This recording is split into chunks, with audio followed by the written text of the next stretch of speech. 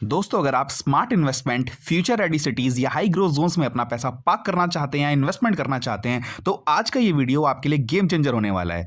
दोस्तों नमस्कार, मैं अनुराग पंडित आपको बिना किसी देरी के सीधे ले चलता हूं एक शॉर्ट पावरफुल प्रेजेंटेशन पर, जिसमें आप देखेंगे कि धुलेरा का एक्चुअल फीचर क्या है, क्यों ये इन्वेस्टर्स का फेवरेट होता जा रहा है और आज एंट्री लेना यहां कल कितने फायदे का सौदा हो सकता है। दोस्तों इस वीडियो में मैंने सब कुछ सिंपल, क्लियर और प्रूफ के साथ रखा है। यहां हम बात करेंगे सभी growth indicators, government plans, connectivity zones, industrial zones और वो सभी रियल रीजंस की जिनके बेसिस पर लोग धुलेरा को इंडिया का नेक्स्ट ग्रोथ मैग्नेट कह रहे हैं। तो चलिए बिना किसी डिले के सीधा प्रेजेंटेशन में चलते हैं, ताकि आप खुद डिसाइड कर पाएं कि धुलेरा आपके लिए सही अपॉर्चुनिटी है या नहीं, और क्या धुलेरा सच में दुबई, सिंगापुर, हांगकांग, संघाई जैसी सिटीज को टक्कर देने वाला है या नहीं, जहां ना ट्रैफिक की झंझट होगी, ना पार्किंग की प्रॉब्लम होगी, जहां ना इलेक्ट्रिसिटी कट्स होंगे, जहां सिक्योरिटी के हाई स्टैंडर्ड्स होंगे और जहां इंटरनेशनल लेवल की मेडिकल सुविधाएं होंगी, जहां बिजनेस करना होगा सबसे ज्यादा आसान। जी हाँ, बिल्कुल सही सुना आपने। तो चलिए दोस्तों, आप समझते हैं धुलेरा को। दोस्तों धुलेरा एक न्यू एरा, जो दोस्तों धुलेरा को भारत का एक नया जन्म बोला जा रहा है, जो भारत का फ्यूचर स्मार्ट इंडस्ट्रियल सिटी बनने जा रहा है, जहां हाईटेक जैसी सुविधाएं होंगी जो सस्टेनेबल होंगी और ग्लोबल लेवल पर होंगी, जहां मैन्युफैक्चरिंग और इन्वेस्टमेंट हब को मिलाया जाएगा और भारत को डेवलप बनाने की एक नई शुरुआत की जाएगी। अब सवाल ये उठता है कि धुलेरा को बनाया क्यों जा रहा है दोस्तों। तो दोस्तों धुलेरा को बनाने के बहुत सारे रीजंस थे, जिसमें सबसे पहले जो रीजंस आते हैं वो ये हैं। पहला रीजन ये है कि ताकि भारत की इकोनॉमिक ग्रोथ और डेवलपमेंट को तेजी से बढ़ाया जाए। अब दोस्तों आपको पता होगा, अगर हमें किसी भी कंट्री को डेवलप करना है या उसके डेवलपमेंट को तेज करना है तो कुछ ना कुछ चीज़ों की तो ज़रूरत पड़ेगी हमें। अब दोस्तों जब इंडिया को ये डिसीजन लेने थे कि इंडिया की डेवलपमेंट को कैसे तेज किया जाए, तो उन्होंने कुछ आइडियाज़ लिए उन डेवलप नेशन से जो ऑलरेडी डेवलप हो चुके थे। जैसे कि पहली चीज़ जो निकल के आई वो थी इंफ्रास्ट्रक्चर और स्मार्ट सिटीज़ बनानी होंगी।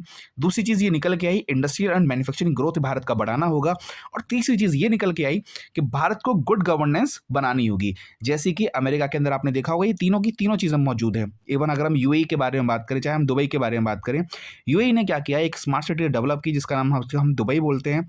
वहाँ पर गवर्नमेंट की सुविधाएं सारी की सारी अच्छी हैं और उसको इंडस्ट्रियल और मैन्युफैक्चरिंग ग्रोथ या उसको हब बनाया गया। अब दोस्तों सवाल ये उठता है कि बेसिकली धुलेरा है क्या। तो मैं आपको बताना चाहूँगा, धुलेरा है दोस्तों, जिस आप पिक्चर में देख पा रहे होंगे, ये एक छोटी सी एक एक जगह है जिसको हम धुलेरा बोल रहे हैं। ये धुलेरा की में एक छोटी सी हमने फोटो ली हुई है और हम क्या कर रहे हैं, हम इस जगह पर जो आप में कर्सर में देख पा रहे होंगे, इस जगह पर हम क्या कर रहे हैं, हम यहाँ पर प्लॉटिंग कर रहे हैं। अब सवाल ये उठता है कि दोस्तों अगर मैं बोलूँ यहाँ पर आपको एक प्लॉट खरीदना है तो क्या आप खरीदोगे? ज़ाहिर सी बात है, आप यहाँ पर खरीदने के लिए इंटरेस्टेड नहीं होगे। क्यों? क्योंकि यहाँ पर हमें ना ही कोई इंफ्रास्ट्रक्चर नज़र आ रहा है, ना ही कोई रोड नज़र आ रही, कुछ भी नज़र नहीं आ रहा है, जिसकी वजह से हम यहाँ पर इन्वेस्टमेंट करना पसंद करें। अब मैं आपको दिखाना चाहता हूँ दोस्तों सेकंड पिक्चर, जो इसी स्पेस की, इसी प्लेस की है, बस कुछ समय बाद की है। दोस्तों सेकंड पिक्चर है ये। जी हाँ दोस्तों, आप बिल्कुल ठीक देख पा रहे हैं, ये है दुबई की। और ये पहली फोटो भी दुबई की थी। अगर मैं आपको बताऊं, ये दुबई की शेख जायद रोड से फोटो ली गई है, जो 30 साल पहले लेफ्ट हैंड साइड पे ऐसी नज़र आती थी और 30 साल बाद ऐसी नज़र आती है। दोस्तों अगर मैं पूछूं लेफ्ट हैंड साइड में इन्वेस्टमेंट करने के लिए तो आपने मना कर दिया था। अगर मैं पूछूं राइट हैंड साइड में कहीं भी इन्वेस्टमेंट करने के लिए या कहीं भी कोई भी स्टूडियो या अपार्टमेंट लेने के लिए, तो शायद आप हाँ कर लेंगे। लेकिन दोस्तों डिफरेंस क्या रहेगा, पहली पिक्चर के अंदर हमने खरीदने का मन नहीं था, दूसरी पिक्चर के अंदर हम खरीद नहीं पाएंगे। क्यों? क्योंकि वो आम लोगों की हैसियत से थोड़ा सा ऊपर निकल गया। उसका रीज़न क्या रहा? उसका रीज़न रहा दोस्तों इंफ्रास्ट्रक्चर। अगर मैं आपको ऐसा दूसरा एग्जांपल दूं तो आप दूसरा एग्जांपल देख पाएंगे शंघाई का। शंघाई जो कि पहले ऐसा हुआ करता था और 20 सालों के अंदर उसके अंदर कुछ ऐसी डेवलपमेंट हुई कि वो बहुत तेज़ी से डेवलप हुआ और पूरे वर्ल्ड के लिए एक इंडस्ट्रियल और मैन्युफैक्चरिंग हब बन गया। अब दोस्तों आगे हम बात करने वाले हैं कि ऐसा क्यों हुआ। तो दोस्तों एक जॉन एफ कैनेडी नाम के 35वें राष्ट्रपति रहे हैं अमेरिका के, जिन्होंने एक बात बोली थी कि अमेरिका की सड़कें इसलिए अच्छी नहीं हैं क्योंकि अमेरिका अमीर है, बल्कि अमेरिका इसलिए अमीर बना क्योंकि अमेरिका की रोडें अच्छी हैं। यानी कि अगर हमें किसी भी देश को डेवलप करना है, रिच बनाना है, तो सबसे पहले वहाँ के इंफ्रास्ट्रक्चर, वहाँ की रोड्स को अच्छा करना पड़ेगा। ऐसा जॉन एफ कैनेडी साहब ने कहा था। तो इसी चीज़ को कॉपी करके हमारे जो रोड मिनिस्टर हैं नितिन गडकरी साहब हैं, उन्होंने क्या किया, जॉन एफ कैनेडी का कोट अपने ऑफिस में लगाया हुआ है और वहाँ पर सेम चीज़ लगा के और उस चीज़ पर काम कर रहे हैं। और आप देख भी पा रहे होंगे, जब से वो रोड मिनिस्टर या ट्रांसपोर्ट मिनिस्टर बने हैं, तब से इंडिया के अंदर जो इंफ्रास्ट्रक्चर है वो काफ़ी हद तक डेवलप हो गया है। अब हम आगे बात करने वाले हैं दोस्तों दुनिया के सबसे बड़े लार्जेस्ट इंफ्रास्ट्रक्चर प्रोजेक्ट के बारे में। तो दोस्तों आपने एक प्रोजेक्ट के बारे में ज़रूर सुना होगा, जो था दुबई का पाम जुमेराह, जो कि लगभग 18 सालों के अंदर कंप्लीट हुआ। दोस्तों आप ये लेफ्ट हैंड साइड में देख पा रहे होंगे, जो कि पूरा रोड रेस से डेवलप हुआ था, उसके बिल्कुल पानी के अंदर इसको डेवलप किया गया। अच्छा, इस प्रोजेक्ट को बनाने में जो टोटल कॉस्टिंग आई थी, वो आई थी $12 बिलियन की और इसको बनाने वाली जो कंपनी थी, उसका नाम था जैकोब्स, जिसको हेल्क्रो भी कहा जाता है। अब आगे बात करते हैं दोस्तों, आज के समय में जो सबसे बड़ा प्रोजेक्ट है, उसका नाम है national industrial corridor development programme. अब इसके अंदर का दोस्तों होता क्या है, इसके अंदर भारत को हर जगह से कनेक्ट करने की मुहिम चलाई गई, जैसे कि Delhi Mumbai industrial corridor, Amritsar Kolkata industrial corridor, Chennai से बेंगलुरु का इंडस्ट्रियल कॉरिडोर बनाया गया, विजाग से लेके चेन्नई का इंडस्ट्रियल कॉरिडोर बनाएंगे। ऐसे करके दोस्तों टोटल 11 कॉरिडोर बनाने थे भारत सरकार को, जो इन्होंने 2008 में निर्मित किया था जो प्रोजेक्ट। इसके अंदर टोटल 32 प्रोजेक्ट आते हैं। अब सवाल ये उठता है कि भारत को दोस्तों इस तरीके से कनेक्ट करना है, तो क्या एक साथ सब कुछ पॉसिबल है? जवाब है बिल्कुल नहीं। तो इन्होंने क्या किया, उसके लिए सबसे पहले उठाया एक कॉरिडोर, जिसका नाम था दिल्ली मुंबई इंडस्ट्रियल कॉरिडोर। दोस्तों इस कॉरिडोर की सबसे खूबसूरत बात यह है कि इसको बनाने वाली वही कंपनी है जो जिसने पाम जुमेरा बनाया था, जिसका नाम है जैकॉब्स। और एकॉम से जिसको मैनेज करेगी एकॉम कंपनी, जो दोनों ही कंपनी यूएस बेस्ड हैं। आगे बात करते हैं दोस्तों, इसको पूरी दुनिया का सबसे बड़ा एक इंफ्रास्ट्रक्चर प्रोजेक्ट बोला गया। क्यों बोला गया, हम बात करते हैं यहाँ पर। क्योंकि दोस्तों इस प्रोजेक्ट के अंदर जो लागत जो डिसाइड की गई थी 2008 के अंदर, वो की गई थी कि हम इसके अंदर $90 बिलियन का इन्वेस्टमेंट करेंगे और इस प्रोजेक्ट को तैयार करेंगे। अब दोस्तों सवाल ये उठता है कि उस समय इंडिया के पास इतना पैसा होगा? हो भी सकता हो या ना हो, लेकिन दोस्तों इन्होंने ये डिसाइड किया कि हमारे पास स्पेस तो ज़रूर है। तो इन्होंने जापान के साथ पार्टनरशिप करी और 50-50% के साथ एग्रीमेंट के साथ ये यूपीए सेंट्रल गवर्नमेंट जो उस समय हुआ करती थी कांग्रेस गवर्नमेंट, उन्होंने 2008 में इसकी नींव रख दी। अब ये प्रोजेक्ट कहाँ तक पहुंचा, कैसे पहुंचा, इसके बारे में समझते हैं। दोस्तों जो दिल्ली मुंबई इंडस्ट्रियल कॉरिडोर है, वो भारत के 6 राज्यों से होते हुए गुजरता है, जिसके अंदर उत्तर प्रदेश, दिल्ली, हरियाणा, राजस्थान, गुजरात और महाराष्ट्र आते हैं। अब इस कॉरिडोर के आसपास क्या हुआ, इंडस्ट्रीज बसाने का जिम्मेदारी उठाई गई। अब सवाल ये उठता है कि पहली स्मार्ट इंडस्ट्रियल सिटी कहाँ बनेगी, जिसके बारे में हम धुलेरा के बारे में बात कर रहे हैं। अब वो क्यों डिसाइड किया गया, उसके बारे में समझते हैं। अब दोस्तों डीएमआईसी के डेवलपमेंट के 2 मेजर पर्पस थे। पहला पर्पस ये था कि भारत के ट्रांसपोर्टेशन को मजबूत करना है और दूसरा रीजन ये था कि हमें प्रोडक्शन भारत का बनाना है। अब ये कैसे, आप इसको ऐसे आम भाषा में समझिए। दोस्तों आप किसी ना किसी कंपनी का मोबाइल फ़ोन ज़रूर यूज़ करते होंगे। अब दोस्तों उस मोबाइल को सपोज़ आपने ऑर्डर किया और वो मोबाइल आपके पास 10 से 15 दिन के अंदर पहुंचा, तो होगा क्या, जो सेलर है उसके पास जो पेमेंट जाएगी वो 10 से 15 दिन बाद जाएगी। और दूसरी चीज़ क्या होगी, उस मोबाइल को डेवलप करने में लेंस किसी और कंपनी ने बनाए होंगे, स्क्रीन किसी और कंपनी ने बनाई होगी, पावर बटन किसी और कंपनी ने बनाए होंगे, बैटरी किसी और कंपनी ने बनाई होगी, तो वो पैसा और ज़्यादा डिले होगा। अब प्रोडक्शन क्यों ज़रूरी है भारत के अंदर, उसका एक दूसरा रीज़न ये है। अब मान के चलिए कोई भी इंडियन कंपनी है जो लेंस मंगा रही है चाइना से, बैटरी मंगा रही है जापान से, या कुछ और स्क्रीन मंगा रही है अमेरिका से, तो होगा क्या, उसके लिए भी जो मैन्युफैक्चरिंग जो टाइमिंग लगेगा वो बहुत ज़्यादा लगेगा और कॉस्टिंग भी बहुत ज़्यादा लगेगी। लेकिन अगर यही चीज़ें इंडिया में ही बनने लग जाएँ तो क्या होगा, प्रोडक्शन कॉस्ट भी कम होगा और ट्रांसपोर्टेशन कॉस्ट भी कम हो जाएगा, जिसकी वजह से भारत का पैसा भारत में रहेगा और कॉस्टिंग भी थोड़ी कम हो जाएगी। अब बात करते हैं, ये 2 पर्पस के साथ डीएमआईसी की काम की शुरुआत हुई। अब ट्रांसपोर्टेशन के अंदर दोस्तों 4 चीज़ें आती है। पहली आती है रोड ट्रांसपोर्टेशन, दूसरा आता है रेल ट्रांसपोर्टेशन, तीसरा एयर ट्रांसपोर्टेशन या एयरपोर्ट्स, और चौथा आता है सी ट्रांसपोर्टेशन या सी पोर्ट। हम चारों के बारे में समझते हैं। सबसे पहले हम रोड ट्रांसपोर्टेशन के बारे में बात करेंगे। अब रोड ट्रांसपोर्टेशन के लिए डीएमआईसी के अंदर क्या चुना गया, क्या इन्होंने डिसाइड किया, इन्होंने बनाया दोस्तों 8 लेन का एक्सप्रेसवे। अब ये 8 लेन का एक्सप्रेसवे दोस्तों 1500 किलोमीटर लंबा है और इसके अंदर 8 लेन के अंदर 4 लेन आते हैं ग्रीन कॉरिडोर, जिनके अंदर इलेक्ट्रिक व्हीकल्स चलेंगे। अब दोस्तों कमाल की बात ये है, आप नीचे देख पा रहे होंगे, ये जो इमेज है ये एक्चुअल इमेज है और अच्छी बात ये है, ये अप्रोक्सीमेटली 60 टू 70% ऑपरेशनल है, जो कि हरियाणा से चालू हो चुका है और राजस्थान तक जाता है।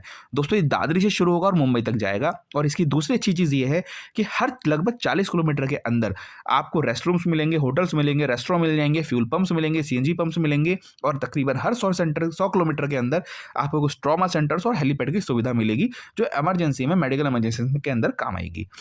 आगे बात करते हैं दोस्तों ट्रांसपोर्टेशन का दूसरा नियम। अच्छा, दूसरी चीज़ों के बारे में, वो है रेल ट्रांसपोर्टेशन।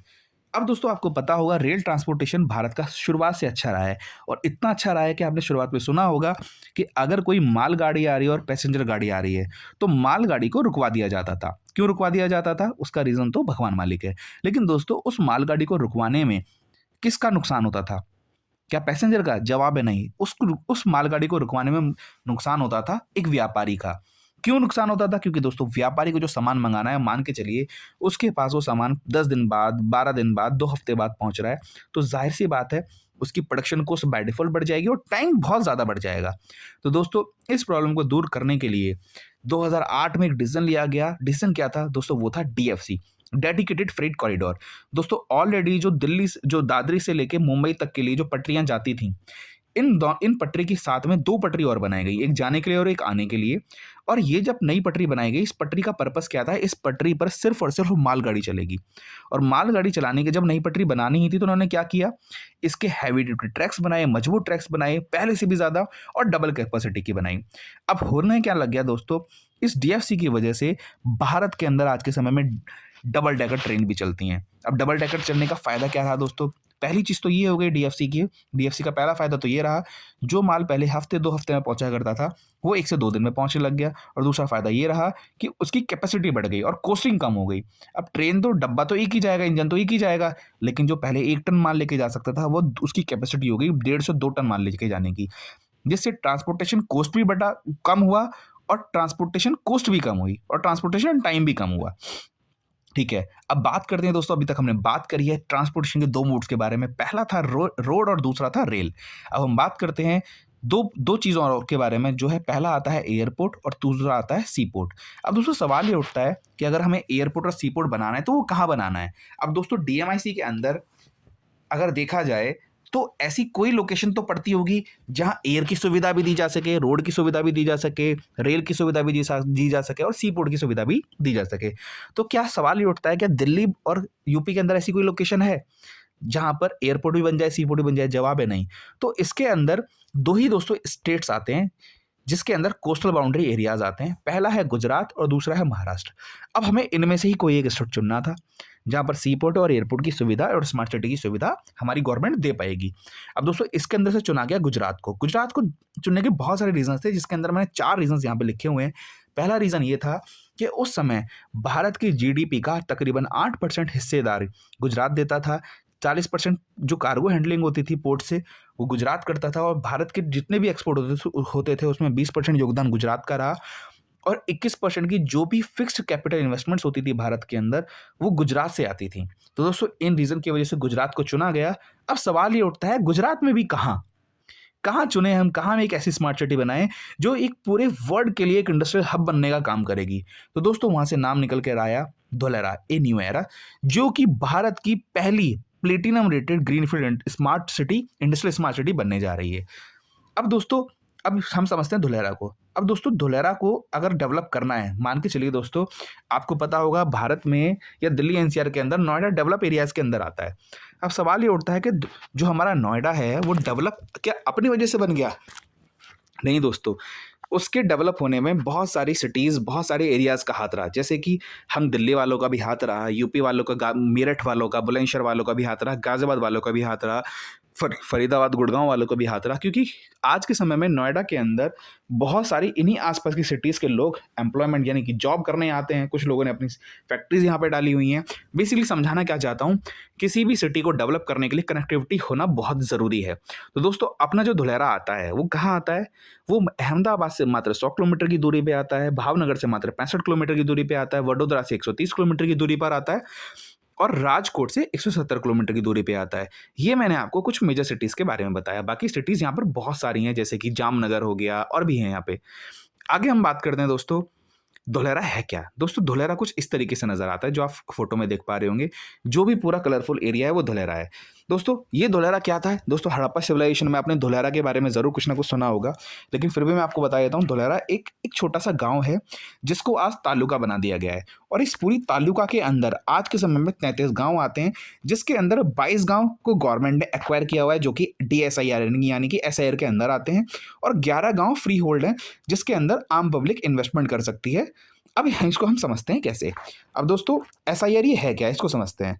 अब दोस्तों आपको पता होगा भारत में पहले भी बहुत सारे प्रोजेक्ट्स आए हैं और जैसे ही दूसरी गवर्नमेंट आती है वो जो प्रोजेक्ट्स होते हैं उनको रद्द कर दिया जाता है या फिल कर दिया जाता है। तो इसी चीज़ से बचाने के लिए उस समय हमारे मनमोहन सिंह जी जब प्रधानमंत्री हुआ करते थे तो उन्होंने ये देखा कि भाई अगर हमें कोई भी सिटी बसानी है तो इसके लिए एक लीगल फ्रेमवर्क तैयार करना पड़ेगा, ताकि कोई भी गवर्नमेंट चाहे गुजरात के अंदर आए चाहे भारत के अंदर आए, उस गवर्नमेंट का इस सिटी पर कोई भी प्रभाव ना पड़े, यानी कि कोई इन्वेस्टर को कोई फ़र्क ना पड़े। किसी ने इंडस्ट्री लगाई हुई है तो ऐसा कोई गवर्नमेंट ना बोले कि भई हम यहाँ पे ये इंफ्रास्ट्रक्चर डेवलप नहीं करेंगे, ये प्रॉब्लम ना आए। तो दोस्तों ये प्रपोज़ किया था मनमोहन सिंह जी ने 2009 के अंदर, लेकिन जब मोदी जी प्रधानमंत्री भारत के बने तो उन्होंने 2016 के अंदर एक लॉ पास कराया संसद के अंदर, जिसका नाम रखा गया एसआईआर एक्ट 2009, क्योंकि ये 2009 में प्रपोज़ हुआ था, जिसकी फुल फॉर्म है स्पेशल इन्वेस्टमेंट रीजन। यानी कि यहाँ पर कोई भी अगर, चाहे वो फॉरेन का बंदा हो, चाहे भारत का बंदा हो, वो भी अगर इन्वेस्टमेंट करता है और वो बिज़नेस सेटअप करना चाहता है, बिज़नेस सेटअप करता है, तो उसको जो सुविधाएँ आज मिल रही हैं, वो उसकी सुविधाएँ छीनी नहीं जाएँगी। ऐसी बहुत सारी बातें एसआईआर एक्ट के अंदर लिखी हैं, लेकिन मैंने आपको बहुत शॉर्ट में समझाया है। आगे बात करते हैं दोस्तों, हम धुलेरा के बारे में क्यों बात कर रहे हैं? तो दोस्तों ये एक अनुमान लगाया जा रहा है कि आने वाले 10 सालों के अंदर धुलेरा के अंदर रियल एस्टेट या धुलेरा के और उसके आस-पास के एरियाओं के जो रेट है, जो लैंड प्राइसेज़ हैं, वो अगले 10 सालों में तकरीबन 20 से 25 गुना जा सकते हैं। लेकिन हम बात करने वाले हैं 10 सालों में, क्या 10 गुना पॉसिबल है? अब इसको समझते हैं। तो दोस्तों आपको पता होगा, ऑन एन एवरेज भारत के अंदर ज़मीनों के रेट हर 10 साल में 2 से 3 गुना वैसे ही हो जाते हैं। लेकिन अब 10 गुना कैसे होंगे? तो इसको समझने के लिए हम छोटी-सी केस स्टडी आपके सामने रखते हैं। दोस्तों ये केस स्टडी है टाटा नैनो की। दोस्तों आपको पता होगा कि टाटा नैनो का जो प्लांट, जब टाटा नैनो भारत में आया था, तो इसका जो पहले प्लांट लगा था वो वेस्ट बंगाल में रहा था। लेकिन कुछ पॉलिटिकल इश्यूज़ की वजह से इस नैनो प्लांट को वहाँ से हटना पड़ा, और इस जब ये वहाँ से हटा तो मोदी जी, जो कि गुजरात के सीएम रहे थे, उन्होंने टाटा नैनो को प्रपोज़ल दिया, टाटा कंपनी को प्रपोज़ल दिया कि आप हमारा ये अपना प्लांट आज हम आप हमारे गुजरात के अंदर लगाइए। अब दोस्तों एक पेपर कटिंग है जो कि 2020 की है, यहाँ पर लिखा हुआ है कि 10 साल पहले जहाँ से नैनो प्लांट गया, वहाँ आज खेती भी मुश्किल है, और जहाँ पहुँचा, वहाँ तकरीबन 450 इंडस्ट्रीज़ लग चुकी हैं।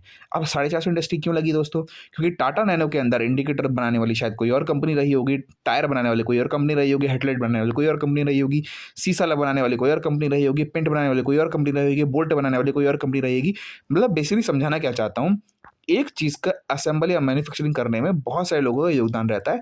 ऐसे करके वहाँ पर एक इंडस्ट्रियल छोटा-सा हब बन गया, और नतीजा क्या रहा? दोस्तों जो 2010 के अंदर जो 100 गज जो ओपन प्लॉट हुआ करते थे, उसके प्राइस 70 से 80,000 हुआ करते थे, वो 2020 आते-आते वहाँ के जो नॉर्मल प्राइस रहे, वो तकरीबन 14 से 16 लाख हो गए। ये दोस्तों मैं सर्कल रेट के प्राइस के बेसिस पे बात कर रहा हूँ। दोस्तों अगर ये देखा जाए, तो वहाँ का जो प्राइस जो 70 से 80,000 हुआ करता था, वो 14 से 16 लाख हो गया, यानी कि तकरीबन 20 गुना हो गया। अब दोस्तों एक इंडस्ट्री से, जो कि भारत में बेसिकली कहा जाए तो फील्ड प्रोजेक्ट रहा, उसकी वजह से भी वहाँ के रेट 20 गुना हो गए। हम बात किस पे कर रहे हैं? हम बात कर रहे हैं सिर्फ़ 10 गुना होने पर। तो दोस्तों अब 10 गुना कैसे हो सकता है, इस चीज़ को हम समझते हैं। तो दोस्तों धुलेरा के अंदर जो सबसे पहली चीज़ आ रही है दोस्तों, उसका नाम है धुलेरा इंटरनेशनल एयरपोर्ट। अगर दोस्तों मैं इंटरनेशनल एयरपोर्ट की सबसे ख़ास बात बताऊँ, तो दोस्तों आपको पता होगा जेवर के बारे में, गुड़गाँव के बारे में। दोस्तों सिर्फ़ एयरपोर्ट ने गुड़गाँव को डेवलप कर दिया, जेवर एयरपोर्ट ने नोएडा को डेवलप कर दिया, और आज के समय पे जेवर के आस-पास के 50 से 100 किलोमीटर दूरी पर भी वहाँ की ज़मीनों के रेट 4-4 5-5 गुना हो गए। क्यों? सिर्फ़ एयरपोर्ट के नाम से। अब दोस्तों सबसे ख़ास बात क्या है? ये one of the largest cargo and passenger airport बन रहा है पूरे के पूरे एशिया का, जिसके अंदर तकरीबन 80% कार्गो हैंडलिंग होगी और 20% पैसेंजर हैंडलिंग होगी, और जो कि नवागाम धुलेरा के अंदर स्थित है, और जो कि 1426 हेक्टेयर के अंदर का है, हेक्टेयर का है। अब दोस्तों सिर्फ एयरपोर्ट ही किसी भी एरिया के दाम बढ़ाने के लिए सक्षम रहता है, 10 गुना करने के लिए सक्षम रहता है। इसका लाइव एग्जांपल आपके पास गुड़गांव है, नोएडा है। लेकिन हम इस पर भी नहीं रुकेंगे। हमने क्योंकि 25 से 30 गुना हो, 20 से 25 गुना होने पे भी बात करी थी। अब और क्या रीज़न्स हो सकते हैं? तो दोस्तों मैं आपको बताना चाहूँगा, मेंटेनेंस, रिपेयर एंड ऑपरेशंस यहाँ पर शुरू करने वाली हैं 2 ऐसी कंपनीज़, क्योंकि पूरे वर्ल्ड में कुछ 2 कंपनी ऐसी हैं जो आज के समय में प्लेन्स बनाती हैं, जिसका नाम है एयरबस और बोइंग। बोइंग का दोस्तों अभी हाल हाल फिलहाल में न्यूज़ में भी रहा था, क्योंकि जो अहमदाबाद का जो प्लेन क्रैश हुआ था, उसको बनाने वाली कंपनी कौन थी? बोइंग थी। तो दोस्तों पूरे वर्ल्ड में प्लेन बनाने वाली, एयरप्लेन बनाने वाली सिर्फ 2 कंपनी है, जिसका नाम है एयरबस और बोइंग। अब दोस्तों इन दोनों कंपनीज़ ने क्या किया है? इन दोनों कंपनीज़ ने अपने एमआरओ सेटअप्स लगा दिए हैं, धुलेरा के अंदर लगा दिए, मतलब कि लगाने वाले हैं। जहाँ पर ये क्या करेंगे? एमआरओ हब बनाएँगे, जो कि एयरफ्रेम और बॉडी पेंट्स वहाँ पर करेंगे, इंजन का एमआरओ होगा, एंड सर्विस होंगे, और इंजन की चेकिंग्स वहाँ पे सारी की सारी चीज़ें की जाएँगी। अब दोस्तों ये दूसरी चीज़ मैंने आपको बताई जो एयरोस्पेस से रिलेटेड है। पहला हो गया एयरपोर्ट, दूसरा हो गया वहाँ पर एयरबस और बोइंग अपने सेटअप्स लगा रहे हैं, एमआरओ ऑपरेशंस, मतलब एमआरओ सेटअप्स, एमआरओ हब्स वहाँ पे बना रहे हैं। तीसरी चीज़ जो एरोस्पेस के अंदर आती है, जो धुलेरा को एक नए लेवल पे, एक नई ऊँचाइयों पे लेके जाने वाली है, कि यानी कि धुलेरा के प्राइस को जो बढ़ाने वाली है, उसका नाम है दोस्तों कि वर्ल्ड को एक तीसरी कंपनी मिलने वाली है जो अपनी खुद की एयरक्राफ्ट मैन्युफैक्चरिंग करेगी, और दोस्तों उसका नाम है टाटा एडवांस सिस्टम। दोस्तों टाटा एडवांस सिस्टम ने एयरबस के साथ पार्टनरशिप करके धुलेरा के अंदर अपने एयरक्राफ्ट मैन्युफैक्चरिंग यूनिट्स लगाने का फैसला कर लिया है, जो कि जहाँ पर वो एविएशन एकेडमी भी बनाएगी और वहाँ पर बच्चे फ्लाइट की ट्रेनिंग लेने भी आएंगे, फ्लाइट उड़ाना भी सीखेंगे। तो दोस्तों ये तीसरी इंडस्ट्री आ रही है। सवाल ये उठता है, जब वहाँ पे लोग फ्लाइट की ट्रेनिंग करेंगे तो उनको पीजीज की ज़रूरत होगी, वहाँ पर उनको रहने के लिए कुछ रेंट रेंट पे कुछ घरों की ज़रूरत पड़ेगी, तो वहाँ से कहाँ रहेंगे वो? जाहिर सी बात है 10 से 20 किलोमीटर 30 किलोमीटर के अंदर ही रहेंगे। अब दोस्तों सवाल ये उठता है कि टाटा एडवांस सिस्टम कौन से प्लेन बनाने वाली है? तो दोस्तों टाटा जो ग्रुप है वो C295 डिफेंस एयरक्राफ्ट बनाएगी, जो कि पहले वडोदरा में होना था, अब उसके मैन्युफैक्चरिंग ऑपरेशंस को ये धुलेरा में शिफ्ट भी करने का ऐलान कर चुके हैं। उसके बाद दोस्तों बात करते हैं, अभी तक मैंने बात करी सिर्फ एरोस्पेस की, अब हम बात करते हैं पोर्ट को लेके। दोस्तों आपको पता है जैसे कि धुलेरा के अंदर कोस्टल बाउंड्री है, तो वहाँ पर एक प्रपोज पोर्ट भी कर दिया गया है कि मतलब जो धुलेरा के आसपास में जो 200 किलोमीटर के अंदर जो पीपावाव और भावनगर के आसपास हैं, उनको 200 किलोमीटर के अंदर जो आते हैं उनको और ज़्यादा डेवलप किया जाएगा, जिससे जो धुलेरा का जो एक्सपोर्ट सिस्टम है उसको और ज़्यादा मजबूती मिलेगी। अगली चीज़ आती है दोस्तों इंडस्ट्रीज़, कौन-कौन सी इंडस्ट्रीज़ अपने धुलेरा के अंदर आ रही हैं। तो दोस्तों जो सबसे बड़ी इंडस्ट्री है, सबसे बड़ा जो फैक्टर जो धुलेरा के अंदर आ रहा है, उसको आप ये बोल सकते हो, आप ये भी बोल सकते हो कि धुलेरा भारत की पहली शायद सिलिकॉन सिटी बनने वाली है, सिलिकॉन वैली बनने वाली है।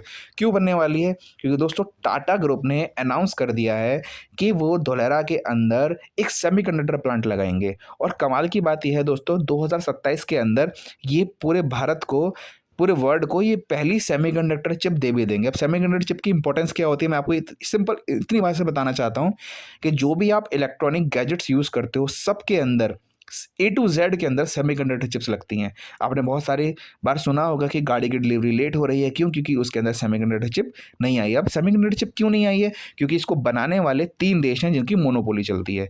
दोस्तों पहला देश है चाइना, दूसरा है अपना यूएसए। तो इस तरीके से टोटल 3 देश हैं जो पूरे वर्ल्ड के अंदर सेमीकंडक्टर चिप्स बनाते हैं। अब सवाल ये उठता है कि हम कैसे बनाएँगे? तो दोस्तों चौथा जो देश बनने वाला है, जो सेमीकंडक्टर में जिसकी मोनोपोली होगी, उसका नाम है टाटा। अब आगे बात करते हैं दोस्तों टाटा ने कितना इन्वेस्टमेंट किया है। तो दोस्तों इस फोटोज़ में आप देख पा रहे होंगे कि भारत में फर्स्ट सेमीकंडक्टर प्लांट जो लगने वाला है वो टाटा लगा रही है, और वो जिसकी जो अप्रॉक्सीमेटली जो प्रपोज जो एमओयू साइन हुआ है दोस्तों, वो हुआ है 91,000 सीआर का, 91,000 करोड़। दोस्तों आपको पता होगा कि अगर कोई 10 करोड़ की भी कंपनी लग जाए तो वो भी बहुत बड़ी बात है। अगर दोस्तों 10 करोड़ जैसी कंपनीज आ जाएँ तो 9100 कंपनी आएंगी, तब जाके 10 करोड़ कंपनीज, मतलब 9100 कंपनीज इन्वेस्टमेंट अगर 10 करोड़ करेंगी तो इतना सेटअप लगा पाएंगी। लेकिन एक ही कंपनी ने 91,000 करोड़ का इन्वेस्टमेंट कर दिया है। तो आप अंदाज़ा लगा सकते हो दोस्तों कि भारत को सिलिकॉन वैली बनने से कोई नहीं रोक पाएगा, जिस हिसाब से टाटा इस इंडस्ट्री के अंदर कूद चुका है। अब सवाल ये उठता है, चलिए मैं एक फ़ोटो और दिखाना चाहूँगा। तो दोस्तों ये युद्ध स्तर पर वहाँ पर काम चल रहा है, धुलेरा के अंदर काम चल रहा है। ये एक लाइव फ़ोटोज़ है जो मैंने आपको दिखाई हुई हैं, और ये धुलेरा स्मार्ट सिटी की हैं। ये तकरीबन 160 एकड़ का एरिया है, जिसके अंदर ये अपने ऑपरेशंस चालू कर चुके हैं। इन्होंने अपना मैन्युफैक्चरिंग वो डेवलपमेंट चालू कर दी है। उसके बाद बात करते हैं दोस्तों, अगर टाटा सेमीकंडक्टर में एंट्री ले ही रहा है तो वेदांता क्यों पीछे रहे? दोस्तों वेदांता भारत के डेवलपमेंट में बहुत इंपॉर्टेंट रोल प्ले करता है, और ये भी इन्होंने भी अनाउंसमेंट कर दिया था 2022 के अंदर कि ये फॉक्सकॉन कंपनी के साथ मिलकर पूरे धुलेरा के अंदर तकरीबन 1.5 लाख करोड़ के सेमीकंडक्टर बनाएंगे और डिस्प्ले फैब्स बनाएंगे। जो मैंने आपको, अब दूसरी बात करते हैं और कौन सी इंडस्ट्रीज आ रही हैं दोस्तों। तो दोस्तों ग्रीव कंपनी, जो कि चिरीपाल इंडस्ट्री लिमिटेड का एक पार्ट रही है दोस्तों, इन्होंने 3800 करोड़ की डील साइन की है, एक एमओयू साइन किया है गुजरात गवर्नमेंट के साथ। इनका कहना यह है कि हम 3800 करोड़ का सेटअप्स लगा रहे हैं, जो ये सोलर पैनल्स वगैरह बनाएंगे धुलेरा के अंदर। दोस्तों आपको पता है जब ग्रीन एनर्जी इंडिया के अंदर बूस्ट करेगी तो जाहिर सी बात है सोलर मॉड्यूल्स की भी ज़रूरत पड़ेगी, सोलर पैनल्स की भी ज़रूरत पड़ेगी। तो उसके लिए ऑलरेडी इंडस्ट्री सेटअप होनी शुरू हो गई हैं। अगली इंडस्ट्री है दोस्तों रिन्यू पावर। दोस्तों रिन्यू ने क्या किया है, 100 एकड़ की ऑलरेडी ज़मीन ले रही है, और ये यहाँ पर लिखा हुआ है operational with in next year. तो दोस्तों मैं आपको बताना चाहूँगा, ये पुरानी स्लाइड है। यहाँ पर रिन्यू ने ऑलरेडी अपने 2 सेटअप्स लगा दिए हैं, और वहाँ पर तकरीबन 2 से 2,500 एम्प्लॉयज़ ऑलरेडी काम करने, जॉब करने आते हैं। दोस्तों ये क्या करते हैं, ये सोलर सेल्स एंड मॉड्यूल्स बनाते हैं, जो कि सोलर पैनल्स के अंदर यूज़ होते हैं। अब ये लाइव पिक्चर्स मैं आपको कुछ दिखा रहा हूँ, आप देख पा रहे होंगे यहाँ पर गाड़ियों की भरमार है, क्योंकि कुछ लोग एम्प्लॉयज़ जो काम करने के लिए आए हुए हैं यहाँ पर। उसके बाद और कुछ और भी लोग आए हुए हैं, और ये एक सेटअप है, इसके बगल में बाजू में एक सेटअप और है, यहाँ पर आप देख पा रहे होंगे। उसके बाद हम बात कर रहे हैं दोस्तों, अगर इंडस्ट्रीज आ रही हैं तो जाहिर सी बात है 5 स्टार होटल्स क्यों पीछे रहे। तो दोस्तों एजीयू जो कि जापान की लीडिंग 5 स्टार होटल चेन है, इन्होंने धुलेरा के अंदर अनाउंस कर दिया और ज़मीन भी ले ली है, जो यहाँ जहाँ पर ये 5 स्टार होटल्स बनाएंगे। उसके बाद दोस्तों अगर हम बात करें तो दोस्तों वर्ल्ड का लार्जेस्ट सोलर पावर प्लांट लगने जा रहा है, जो कि धुलेरा के अंदर लगेगा। दोस्तों इसकी जो कैपेसिटी बताई जा रही है वैसे तो 5000 है, लेकिन अगर हम रिटर्न में बात करें तो तकरीबन 4400 मेगावाट की क्या कहते हैं मेगावाट की एक वहाँ पे सोलर पैनल्स लगेंगे। अब मैं 4400 मेगावाट कितना होता है दोस्तों, 4400 मेगावाट इतना होता है जो कि पूरे बिहार को जगमगाने के लिए काफ़ी होता है। उतना सिर्फ और सिर्फ धुलेरा के लिए बिजली बनाई जाएगी। अब सवाल ये उठता है कि बनाई जाएगी या बना भी रहे हैं। तो दोस्तों अगली स्लाइड में अब मैं आपको बताना चाहूँगा कि इसका टेंडर बड़ी बड़ी कंपनीज को मिला है, जिसके अंदर टाटा आता है, अडानी आता है, अंबानी, रिलायंस आता है। अब टाटा ने क्या किया है, ऑलरेडी टाटा पावर ने 300 मेगावाट का वहाँ पर प्रोजेक्ट लगा दिया है। 300 मेगावाट दोस्तों इतना होता है जो कि नोएडा को जगमगाने के लिए काफ़ी है। इतनी बिजली ऑलरेडी धुलेरा के अंदर बन रही है, लेकिन उसका भी कंजप्शन तो है ही नहीं। तो ये क्या बिजली क्या हो रही है, टोरेंट के माध्यम से अभी अहमदाबाद में बेची जा रही है। अब ये कुछ लाइव फोटोज आप देख पा रहे होंगे दोस्तों, ये अपने टाटा के सोलर प्लांट के जो कि धुलेरा में सेटअप है। अब आप दूर दूर तक भी देखेंगे ना दोस्तों, तो आपको सोलर पैनल्स ही नजर आएंगे। इतने सोलर पैनल्स ऑलरेडी टाटा वहाँ पर सेटअप कर चुका है। आगे बात करते हैं दोस्तों कौन कौन सी कंपनीज ने यहाँ पर इन्वेस्टमेंट कर दी है। तो दोस्तों तकरीबन 500 से ज़्यादा ऐसी कंपनीज हैं जिन्होंने धुलेरा के अंदर इन्वेस्टमेंट डाल दी है, जिसके अंदर Tata advanced system, Greaves, Tata power, Chiripal, Airbus, AGU, renew power, Vedanta, Boeing, Tata chemicals limited, Torrent power, fine organics, Avaada, Polycab, वेना एनर्जी, एचपी एंड एलएनटी, जो कि वहाँ का रोड डिपार्टमेंट संभाल रही है। ऐसी बहुत सारी कंपनीज ने वहाँ पर इन्वेस्टमेंट कर दी है और वहाँ पर अपने सेटअप्स लगा दिए हैं। ये मैंने आपको कुछ सेटअप्स बताए। ऐसे बहुत सारी कंपनीज हैं जो वहाँ पर धीरे धीरे अपने सेटअप्स लगा रही हैं और ऑपरेशनल होती जा रही हैं। आगे बात करते हैं दोस्तों धुलेरा के अंदर लाइफ कैसी होगी। तो दोस्तों धुलेरा के अंदर आपको धुलेरा यूनिवर्सिटी मिलेगी, जो कि भारत के एजुकेशन सिस्टम को एक बहुत बड़े लेवल पे लेके जाएगी। एक ब्लैक पैक सेंचुरी ऑलरेडी काम चालू हो चुका है। उसके बाद सिग्नेचर गोल्फ कोर्स वहाँ पे बन रहा है, सुपर स्पेशलिटी हॉस्पिटल्स वहाँ पे बनेंगे, अलग अलग स्पोर्ट्स स्टेडियम्स की फैसिलिटी आपको वहाँ पे मिलेगी और डिफरेंट एंटरटेनमेंट जोन्स आपको वहाँ पर मिलेंगे। उसके बाद दोस्तों अगर हम लाइफ में क्या क्या चीज़ों की ज़रूरत होती है बेसिक नीड्स में, दोस्तों आपको पता है मेट्रो आज के समय में एक रिक्वायरमेंट है लोगों की, जो कनेक्टिविटी प्रोवाइड करती है। तो दोस्तों फेस 1 के अंदर अहमदाबाद से गांधीनगर के लिए आपको मेट्रो मिल जाएगी और सेकंड फेस में गांधीनगर से लेकर धुलेरा वाया गिफ्ट सिटी आपको मेट्रो की सुविधा वहाँ पे मिलने वाली है। जिससे क्या होगा, जो कनेक्टिविटी है जो धुलेरा एंड न्यूज़ के नियर बाय एरियाज़ की है वो उसकी बढ़ जाएगी और जाहिर सी बात है वो धुलेरा की इकोनॉमी को बूस्टअप देगा और भारत की इकोनॉमी को भी बाय डिफॉल्ट बूस्टअप मिल जाएगा। उसके बाद दोस्तों हम बात करने वाले हैं एक ऐसी बिल्डिंग के बारे में जिसका नाम ही है एबीसीडी बिल्डिंग, या आप ये बोल सकते हो सब कुछ इसी बिल्डिंग के अंदर होने वाला है। क्यों? क्योंकि इसका नाम है administration come business centre for Dholera. अब दोस्तों आपको पता होगा अगर किसी भी इंसान को अपना कोई भी बिजनेस सेटअप करना पड़ता है तो उसको दर दर की ठोकरें खानी पड़ती हैं। जैसे कि अगर सपोज किसी को रेस्टोरेंट खोलना है तो पॉल्यूशन डिपार्टमेंट में अलग जाना पड़ेगा, फूड लाइसेंस लेने के लिए अलग जाना पड़ेगा। तो अच्छी चीज़ क्या है, धुलेरा के अंदर आपको मिलने वाला है सिंगल विंडो क्लियरेंस, यानी कि आपको कोई भी चीज़ यहाँ पर करनी है तो चाहे डेवलपमेंट से रिलेटेड कोई भी प्रॉब्लम हो तो आप डेवलपमेंट अथॉरिटी ऑफिस यहाँ पर आपको मिल जाएगा। पूरे धुलेरा को रन करने के लिए सेंट्रल एडमिन ऑफिस यहाँ पर मिल जाएगा, जो कि पूरी स्मार्ट सिटी को स्कैन करेगा। ये यहाँ पर सारे के सारे कमांड एंड कंट्रोल सेंटर मिलेंगे, जो कि कैमरा वैमरा से पूरे धुलेरा की निगरानी भी करेंगे। उसके बाद दोस्तों यहाँ पर बनेगा एक जीटीसी सेंटर, जिसको हम बोलेंगे गुजरात ट्रेड सेंटर। अब दोस्तों आपको पता होगा हर सिटी के अंदर कोई ना कोई ऐसी आइकॉनिक बिल्डिंग होती है जो उसके इकोनॉमिक ग्रोथ का या इकोनॉमिक रिसर्जेंस का इंजन होती है। तो धुलेरा के अंदर भी ऐसी कोई बिल्डिंग बनेगी जिसका नाम है जीटीसी टावर। अब ये कब बनेगी? शायद 2035 में बने, हो सकता है 2040 के आसपास में बने, क्योंकि 2042 तक पूरा धुलेरा को कंप्लीट करना है। अब तो इस बिल्डिंग की सबसे खास बात क्या है, इसके अंदर आपको सारे के सारे ट्रांसपोर्ट सिस्टम मिल जाएंगे, जैसे कि एयर की सुविधा यानी कि हेलीपैड आपको इस बिल्डिंग के अंदर मिलेगा, रोड की सुविधा यानी कि रोड इसके बीच में से होती हुई निकलेगी, रेल की सुविधा यानी कि मेट्रो रेल इसके बीच में से होती हुई जाएगी। इसके अंदर बहुत बड़े बड़े ऑफिसेस होंगे जो पूरे पूरे वर्ल्ड के अंदर एक्सपोर्ट एक्टिविटीज़ देखेंगे। यहाँ एमएनसी के कॉर्पोरेट ऑफिस आपको मिलेंगे, मॉल्स इसके अंदर मिलेंगे, आपको होटल्स इसके अंदर मिलेंगे, बड़ी बड़ी कंपनीज के ऑफिस के अंदर मिलेंगे। मतलब सब कुछ इसी बिल्डिंग के अंदर से किया जाएगा। उसके बाद बात करते हैं दोस्तों 10 लेन का एक्सप्रेसवे जो धुलेरा के अंदर बन रहा है। दोस्तों इसकी कमाल की बात यह है, सुनने में यह आया है कि जनवरी-फरवरी 2026 के अंदर ये पूरी की तरीके से ऑपरेशनल हो जाएगा और अभी भी ऑपरेशनल है। तकरीबन 90% से ज़्यादा इसका काम कंप्लीट हो चुका है। अब दोस्तों ये क्या करेगा, ये अहमदाबाद से लेकर धुलेरा के बीच में जो डिस्टेंस जो अभी हम 2 घंटे में पहुँच पाते हैं, ये उस जर्नी को मात्र 45 मिनट में कवर कर देगा। और अच्छी चीज़ ये है दोस्तों, ये एक्सप्रेसवे तकरीबन 250 मीटर चौड़ा है, आपने देखा होगा। अब मैं आपको दूसरी फ़ोटो दिखाना चाहूँगा, सबसे पहले आपको समझ में आएगा। दोस्तों ये हाईवेज़ की फ़ोटोज़ हैं, ये लाइव पिक्चर्स मैंने आपको दिखाई हुई हैं। अब आप ये देख पा रहे होंगे, अगर मैं इसको थोड़ा-सा ज़ूम करूँ, तो दोस्तों ये पूरा एक्सप्रेसवे है जो तकरीबन 4 लेन का कंप्लीट हो चुका है। अब दोस्तों ये एक्सपेंडेबल है, इसको और चौड़ा किया जा सकता है, बीच में स्पेस ये छोड़ के चल रहे हैं, जैसे कि इस फ़ोटोज़ में देख पा रहे होंगे, ये स्पेस बीच में छोड़ के चल रहे हैं। क्यों छोड़ के चल रहे हैं? ताकि जब इसको एक्सपेंड करना हो तो साइड में ना जाए, हम बीच से एक्सपेंड करें, और जो मेट्रो निकलेगी, वो भी इसके बीच में से निकलेगी। इसको कुछ दोस्तों इस तरीके से डिज़ाइन किया जा रहा है। अब दोस्तों धुलेरा इंडस्ट्रियल स्मार्ट सिटी को अगर डेवलपमेंट करना है, तो ज़ाहिर-सी बात है दोस्तों, अगर हमें कोई एक घर भी बनाना होता है, तो डेढ़ 2 साल तो हमें उसको डेवलप करने में लग जाते हैं। तो ये तो सिटी है। तो इस सिटी को डेवलप करने के लिए इन्होंने इसको 3 फ़ेज़ में बाँटा, जिसके अंदर इन्होंने इसको 6 टाउन प्लानिंग इन्होंने की। इसमें टीपी 1 और टीपी 2 को ये तकरीबन 2026 तक कंप्लीट कर देंगे। टीपी 3 टीपी 4 को ये 2032 तक कंप्लीट कर देंगे, और 2042 तक पूरे धुलेरा को कंप्लीट करके ये लोगों को समर्पित किया जाएगा। जिसके अंदर प्लान सबसे ज़्यादा फोकस किस पे किया जाएगा? इंडस्ट्रीज़ को लेके। अब आगे आने वाले समय में बात करने वाले हैं दोस्तों एक्टिवेशन एरिया के बारे में। दोस्तों ये एक ऐसा एरिया है जिसको ऑलरेडी सरकार डेवलप कर चुकी है। आप इन फोटोज़ में देख पा रहे होंगे कि ये है दोस्तों 2025 का धुलेरा, जिसके अंदर दोस्तों यहाँ पर आर्टिफिशियल लेक भी हैं, और एबीसीडी बिल्डिंग बन चुकी है। रात का नज़ारा आप देख पा रहे होंगे, रोड कुछ इस तरीके से नज़र आएँगी। ऑलरेडी दोस्तों ये डेवलपमेंट हो चुका है, और बीच में इन्होंने स्पेस भी छोड़ा हुआ है, जिसमें ये मेट्रो को निकाल सकें। अब दोस्तों ऐसी क्या-क्या सुविधाएँ रहेंगी आम आदमी के लिए, जिससे धुलेरा में हमारा जीवन यापन थोड़ा आसान रहेगा। तो दोस्तों कमाल की बात ये है, इसके अंदर जितने भी रोड स्ट्रक्चर रहेगा, वो पहले से डिज़ाइन किया जाएगा। आपको पता होगा, चाहे हम भारत के किसी भी कोने में रहते हों, वहाँ पर रोड में खुदाई एक एक एक एक मज़ाक बन गया है वहाँ पर। कभी सीवर पाइपलाइन पड़ती हैं, कभी गैस की पाइपलाइन पड़ती हैं, कभी पानी की पाइपलाइन पड़ती हैं।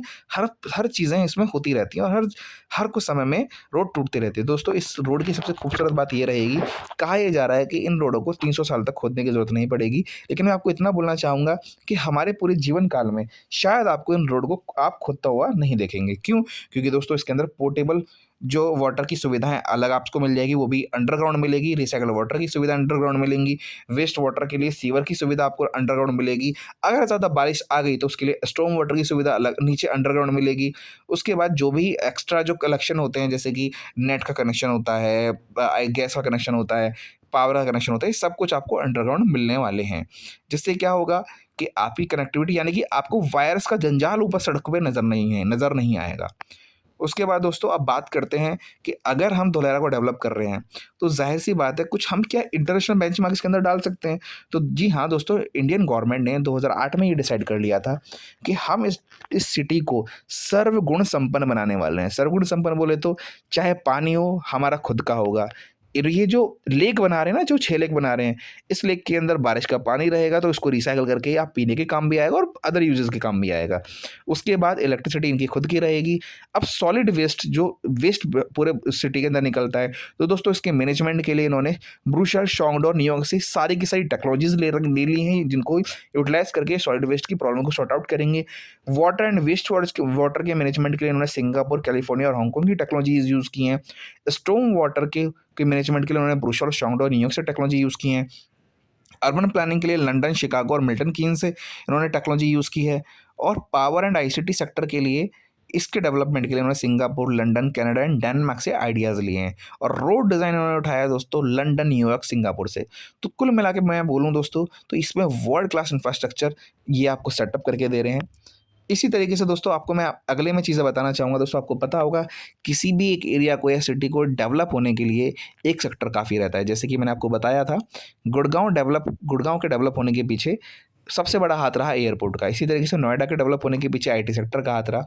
अब धुलेरा के अंदर मैंने आपको बताए थे दोस्तों, यहाँ पर एरोस्पेस आ रहा है, डिफेंस सिस्टम आ रहा है, फार्मास्यूटिकल कंपनीज़ यहाँ पर आ रही हैं, सोलर इंडस्ट्रीज़ ऑलरेडी सेटअप हो चुकी हैं, ऑटोमोबाइल्स कंपनीज़ यहाँ आ रही हैं, आईटी सेक्टर यहाँ आ रहा है, इलेक्ट्रॉनिक्स की कंपनीज़ ऑलरेडी सेटअप हो रही हैं, एग्रो एंड फूड प्रोसेसिंग यहाँ होगा, और हैवी इंजीनियरिंग जैसे कि गियर मैन्युफैक्चरिंग वगैरह जैसी कंपनीज़ यहाँ पर अपने सेटअप्स लगाने की पूरी प्लानिंग के अंदर है, जो कि शायद आपको 2 से 3 सालों के अंदर नज़र आ जाएगा।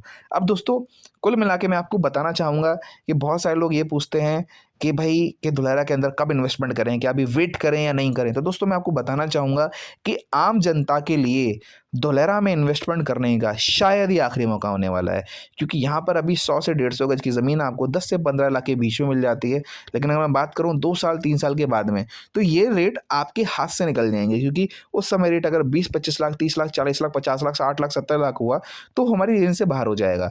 तो मैं आपको बताना चाहूँगा कि अगर आप प्लान कर रहे हैं तो अभी आप वेट मत करो इन्वेस्टमेंट करने का, बल्कि आप पहले इन्वेस्ट करो और फिर वेट करो अपने प्राइस को हाइक देखने के लिए, क्योंकि उसके बाद आपको शायद दोबारा मौका नहीं मिलेगा।